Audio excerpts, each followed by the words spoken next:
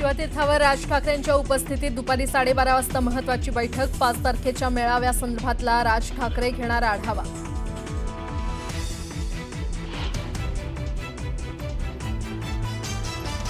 महायुती समन्वय समितीत महामंडळ वाटप पूर्ण। महामंडळ अध्यक्षपदासाठी नाराज आमदारांचं लॉबिंग। सूत्रांची माहिती।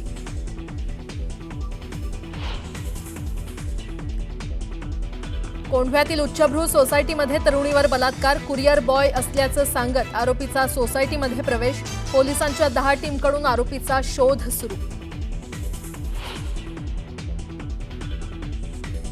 रायगड जिल्ह्यातील नाणेमाची धबधब्यावर गिर्यारोहकांनी जीव घेणे केले स्टंट। धबधब्याच्या लगत असलेल्या 2 डोंगरांवर दोरखंड बांधून स्टंटबाजी।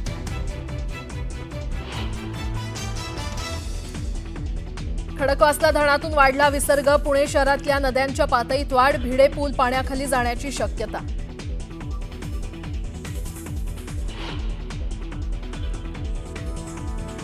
सिंधुदुर्ग जिल्ह्याला मुसळधार पावसानं झोडपलं। नद्यांनी ओलांडली धोक्याची पातळी।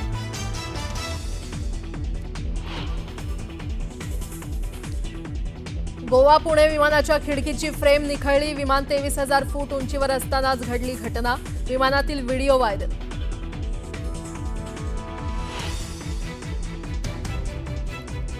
घाना एअरपोर्टवर पंतप्रधान नरेंद्र मोदींना 21 तोफांची सलामी। मोदींना घानातील सर्वोच्च सन्मान। दोन्ही देशांमध्ये 4 सामंजस्य करार। तर मोदी आज घानाच्या संसदेला करणार संबोधित।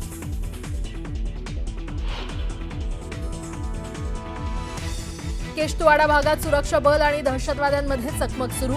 सुरक्षा दलानं कंजल मांडू भागात जैशच्या 2 दहशतवाद्यांना घेरलं।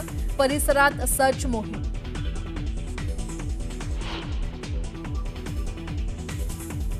आणि अमरनाथ यात्रेला आजपासून सुरुवात। काही वेळातच अमरनाथ शिवलिंगाचं होणार पहिलं दर्शन। बालटाल आणि पहलगाम इथून भाविकांची पहिली तुकडी शिवलिंगाच्या दिशेनं रवाना।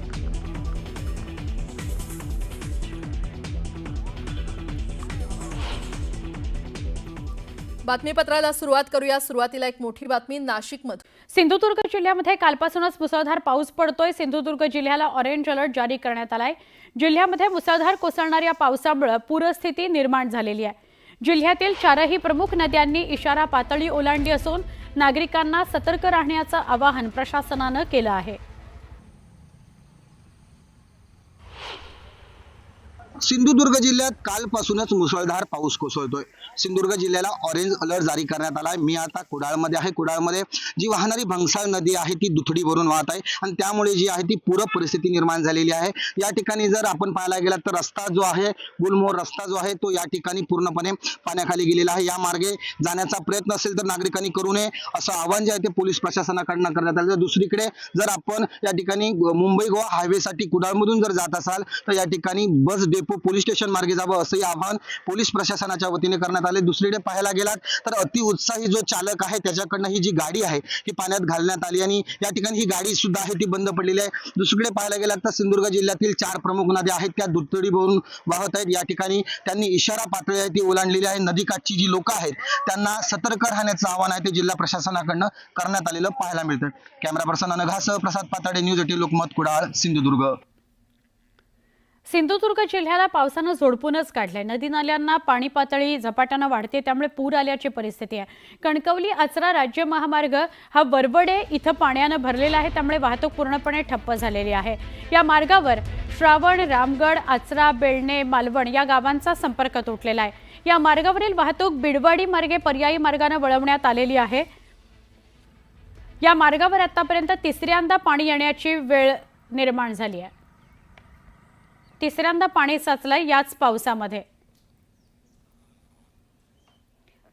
सिंधुदुर्ग जिल्ह्यातच मुसळधार पाऊस पडतोय। मुसळधार पावसामुळे जिल्ह्यात पूरस्थिती निर्माण झाली आहे। कुडाळ नगरपंचायत हद्दीत डॉक्टर बाबासाहेब आंबेडकर नगरमध्ये पाणी साचलंय आणि या सगळ्याविषयी आमचे प्रतिनिधी प्रसाद पाताडे अधिक माहिती देत आहेत।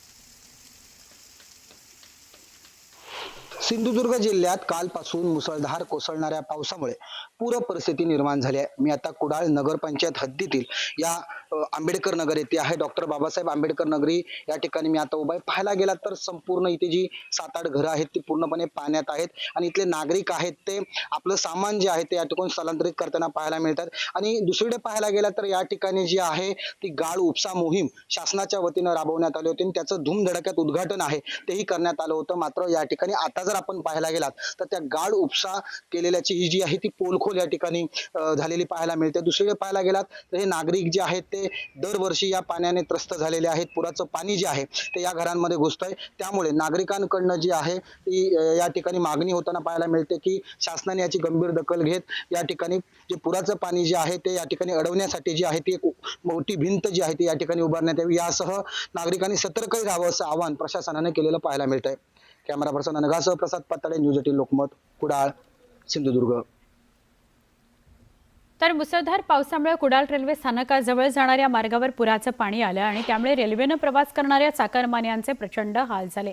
नागरिकांना पर्यायी मार्गाचा वापर करण्याच्या सूचना प्रशासनानं दिल्या आहेत, पण तरीही अतिउत्साही नागरिकांनी पुराच्या पाण्यातच गाड्या घातल्या आणि जीवघेणा प्रवास केला. काही नागरिक याच पाण्यातून चालताना बघायला मिळत आहेत.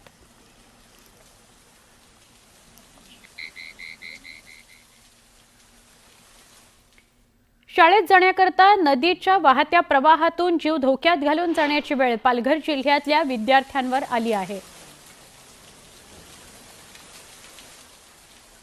शाळेत जाण्याकरता 5 किलोमीटरचा पायी वळसा घालावा लागतो. त्यामुळे वाडा तालुक्यातील नाकडपाडा इथले विद्यार्थी आपला जीव धोक्यात घालून नदीतल्या वाहत्या पाण्याच्या प्रवाहातून अशी नदी पार करतात.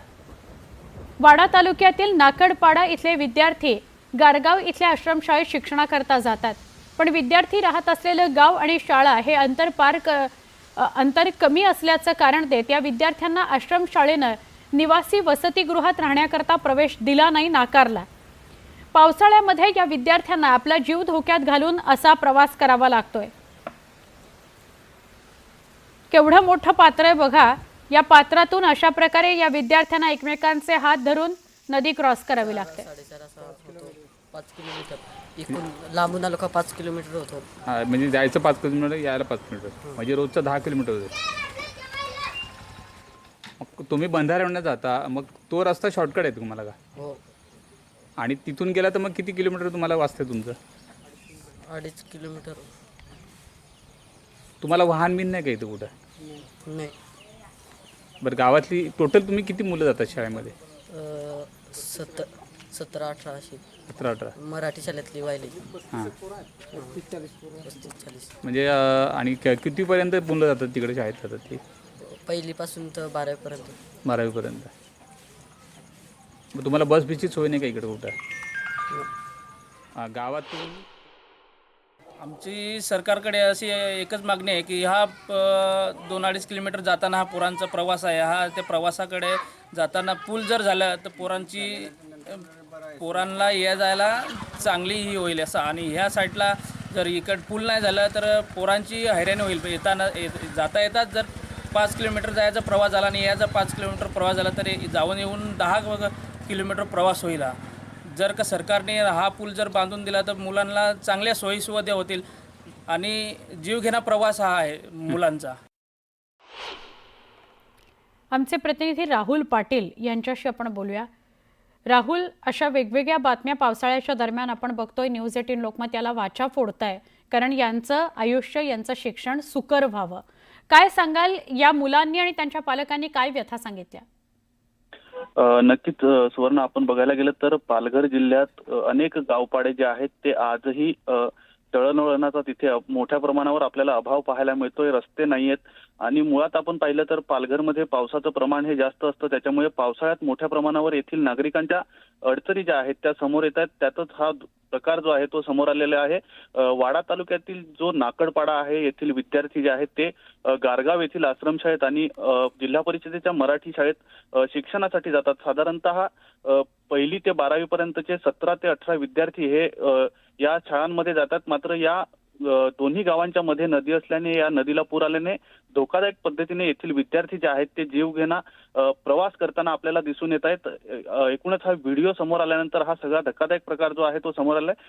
आपण पाहिलं तर एक पर्यायी मार्ग जो आहे तो या मुलांसाठी आहे, मात्र तो साधारणतः 5 ते 6 किलोमीटरचा वळसा घालून जावा लागतंय आणि इतका लांबचा प्रवास, पायी प्रवास करणं विद्यार्थ्यांना झेपत नाही. त्यामुळे कुठेतरी विद्यार्थी शॉर्टकटच्या याच्याने या नदीतून प्रवास करताना दिसत आहेत. जर दुर्घटना घडली तर मोठ्या प्रमाणावर दुर्घटना घडेल, कारण की हे विद्यार्थी सगळे साखळी करून आणि नदी पार करतायत. त्याच्यामुळे जर एखाद्या विद्यार्थ्याचा पाय घसरला आणि तो नदीत पडला तर सर्व विद्यार्थी या पाण्याच्या प्रवाहासोबत सुद्धा वाहून जाण्याची भीती जी आहे ती पालकांकडून व्यक्त करण्यात आली.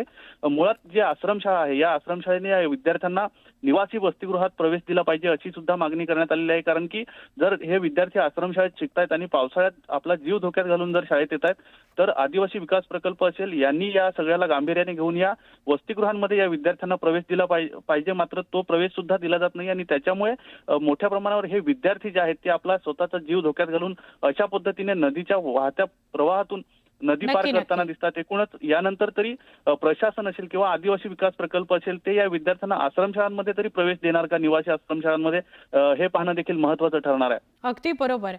निवासी आश्रमशाळांमध्ये जर यांना प्रवेश मिळाला तर असा जीवघेणा प्रवास त्यांचा टळेल आणि जो काही येण्या जाण्याचा 5-5, 6-6 किलोमीटर चालण्याचा जो प्रवास आहे तो वाचेल. त्यात ते काहीतरी अजून चांगलं स्वतः करता करू शकतील, भविष्याकरता करू शकतील. धन्यवाद माहिती दिलीत राहुल त्याबद्दल.